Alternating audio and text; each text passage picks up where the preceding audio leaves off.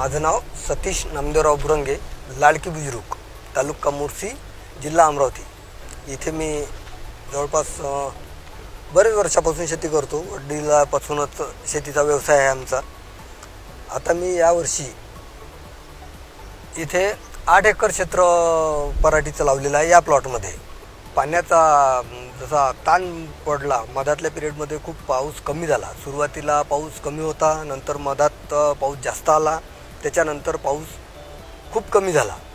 त्याच्यामध्ये मी आमचे एक एम्प्लॉईज आहेत, त्यांनी मला सांगितलं की रिप्रोजिन घ्या। मी रिप्रोजिन सुरुवातीला जुलै महिन्याच्या शेवटी रिप्रोजिन 40 ग्रॅम पर टाकीला घेऊन, म्हणजे पर लिटर 3 ग्रॅमच्या हिशोबानं जवळपास मी रिप्रोजिन घेतला आहे। त्या रिप्रोजिनमुळं नेमकं झालं काय की पाण्याचा ताण पडला तरी पराठीनं तिचा कलर सोडला नाही, आणि पाणी मधातल्या पिरियडमध्ये जास्त झालं तेव्हाही तिचा कलर टिकून राहिला, पाणी पकडलं नाही पराठीनं, आणि झाड सशक्त राहिलं। त्याच्यामुळे आणि त्याच्यानंतर मी स्प्रेड कॉटन याचे 3 स्प्रे घेतले। एक सुरुवाती पात्या सुरू असताना घेतला होता, त्याच्यानंतर जवळपास 15-20 बोंड पक्के झाले तेव्हा घेतला होता, नंतर जवळपास 30-35 बोंड पक्के झाले असेल तेव्हा एक तिसरा स्प्रे घेतला होता।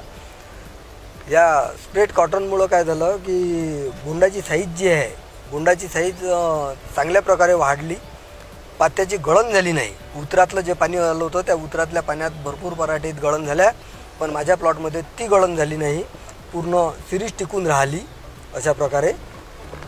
आणि स्प्रेड कॉटनचा आणि रिप्रोजिनचा चांगल्या प्रकारे रिझल्ट भेटला।